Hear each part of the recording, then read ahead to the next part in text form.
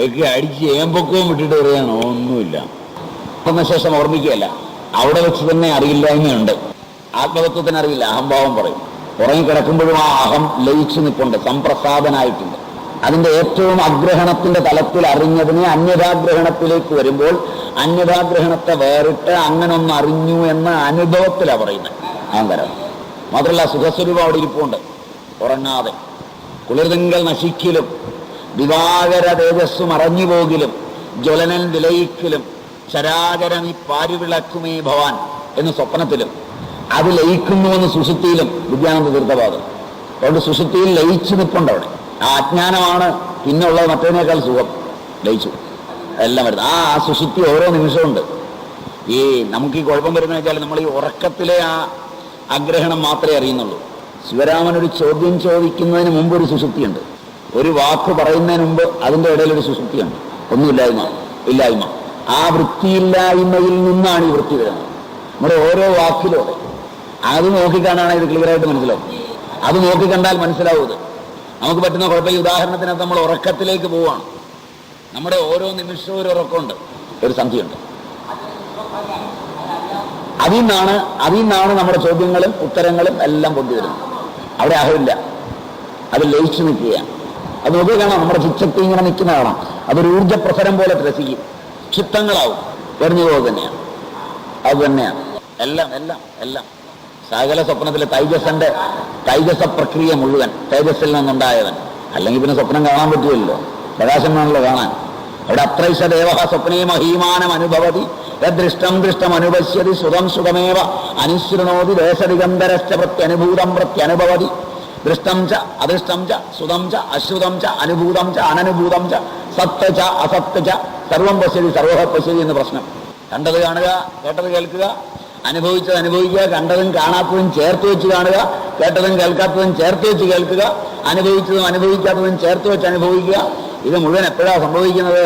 ഈ ഇന്ദ്രിയങ്ങൾ ഉപസംഹൃതങ്ങളായി മനസ്സ് തന്നെ പലതായിത്തീരുക എന്ന വിഭൂതിയെ കൈക്കൊണ്ട് ആണ് ഈ പണി. അപ്പോഴും കാണാൻ പ്രകാശം വേണം. മനസ്സിന് പ്രകാശമില്ല. പ്രകാശസ്വരൂപമായ ആത്മാവിന്റെ സാന്നിധ്യത്തിൽ മനസ്സ് പ്രകാശിക്കുകയാണ്. അത് കുറെ കൂടെ നല്ല രീതിയിൽ പറഞ്ഞാൽ മനസ്സാകുന്ന ചന്ദ്രൻ ആത്മാവാകുന്ന സൂര്യന്റെ പ്രകാശത്തെ ചന്ദ്രനിൽ അടുപ്പിച്ച് മറുപുറത്ത് സൂര്യൻ മറഞ്ഞു കഴിഞ്ഞ് ചന്ദ്രനിലൂടെ വിഷയങ്ങളെ കാണുക. അങ്ങനെയാണ് വ്യഷ്ടി സത്ത സമഷ്ടി സത്തയിലേക്ക് നീട്ടി അവർ പഠിപ്പിക്കുന്നത്. ആണെന്ന് ധരിക്കുന്നു. അതുകൊണ്ട് പൂഷാവ് ഇവിടെയാണ് പ്രവർത്തിക്കുന്നത്. നിർഭയത്വം, അറിവുണ്ടായാൽ നിർഭയത്വമായി. ഭയം ഉണ്ടാകുന്നതിന് കാരണം ഒന്ന്, നമ്മളിൽ അജ്ഞാനം നിലനിൽക്കുമ്പോൾ നമ്മൾ ചെയ്യുന്ന തെറ്റുകളെ നമ്മൾ കാണുന്നുണ്ട്. നമ്മൾ കാണുന്നത് കൊണ്ട് നമ്മളെപ്പോലെ തന്നെ ഉള്ള വിശാല വിശ്വത്തിൻ്റെ ഒരു ദൈവത്തെ നമ്മൾ മനസ്സിൽ സങ്കല്പിച്ച് അയാൾ കാണുന്നുണ്ട്. അതാണ് ഭയത്തിൻ്റെ മൂല കാരണം. ഞാനൊരു കാര്യം ചെയ്യുമ്പോൾ അതിൽ തെറ്റ് പറ്റുന്ന സമയത്ത് ഞാനത് കാണുന്നുണ്ട്, തെറ്റ്. മറ്റാര് കാണുന്നതും അല്ല പ്രശ്നം, ഞാൻ കാണുന്നുണ്ട്. എൻ്റെ കർമ്മങ്ങളിലെ തെറ്റും ശരിയും കാണുന്നവൻ ഞാനാണ്.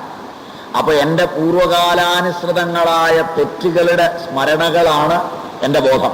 അപ്പം ഞാൻ കണ്ടെങ്കിൽ ഈ സമഷ്ടി മനസ്സ് മുഴുവൻ രൂപമെടുത്ത ഒരു സങ്കല്പം എൻ്റെ ഈ തെറ്റുകളെ കണ്ടിട്ടുണ്ട്. അജ്ഞാനദശയിൽ എൻ്റെയും ഈ ലോകത്തിൻ്റെയും തെറ്റ് കാണുന്ന ഒരു ദൈവം എൻ്റെ ബോധമായി തീർന്ന അവിടെയുണ്ട്.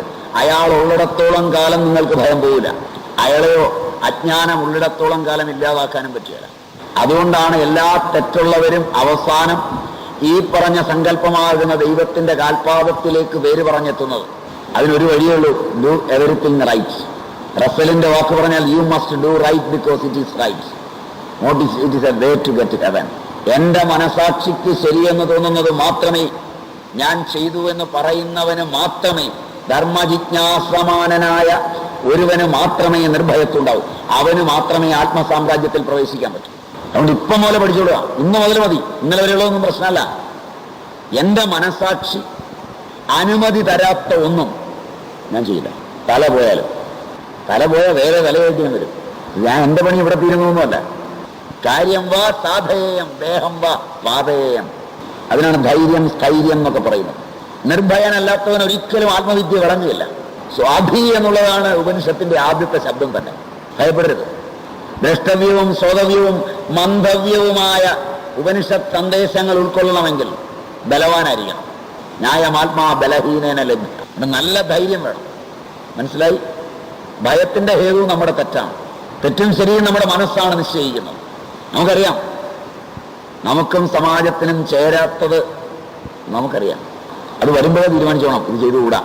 അരുത് എന്ന് അകത്തുനിന്ന് ഉൾവിളി വന്നാൽ പിന്നെ അത് ചെയ്യരുത്. എന്ത് ലഭിച്ചാലും ചെയ്യരുത്. വേണം എന്ന് പ്രാരബ്ധ ശരീരം തീരുമാനിച്ചതാണെങ്കിൽ പരസ്യമായി തന്നെ ചെയ്തു വരിക. ആര് പറഞ്ഞാലും പുല്ലുവില കൊടുത്താൽ അകത്തോട്ട് നോക്കുക, അകത്തേക്ക് മാത്രം നോക്കുക. അനാഹതമായൊരു ധ്വനി കേൾക്കും. അകത്ത് കത്തിച്ചു വെച്ചൊരു വിളക്കുണ്ട്, അന്ധക്കരണം എന്ന പേരിൽ.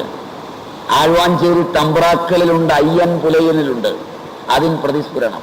ഉള്ളിൽ അകത്ത് കത്തുന്ന തിരിതാൻ കത്തുവത് അന്ധക്കരണാഖ്യം എന്ന് പ്രേമസംഗീതത്തിൽ ഉള്ളൂർ പറയും. പ്രേമസംഗീതം വായിച്ചിട്ടുണ്ടോ? ഇല്ല, കേട്ടിട്ടില്ല. ഉള്ളൂരിന്റെ പ്രസിദ്ധമായൊരു കവിതയുണ്ട്, പ്രേമസംഗീതം.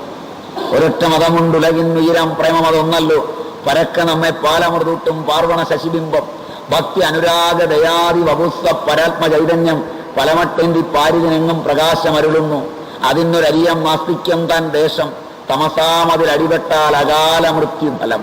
പറഞ്ഞ അവസാനം പറയും, ദേശമെനിക്കെന്തെന്ന് വിധിപ്പത് വിധോ ഭവച്ചിത്തം, വിശ്വപ്രിയമായി നടനം ചെയ്തത് വിധേയനൻ കൃത്യം.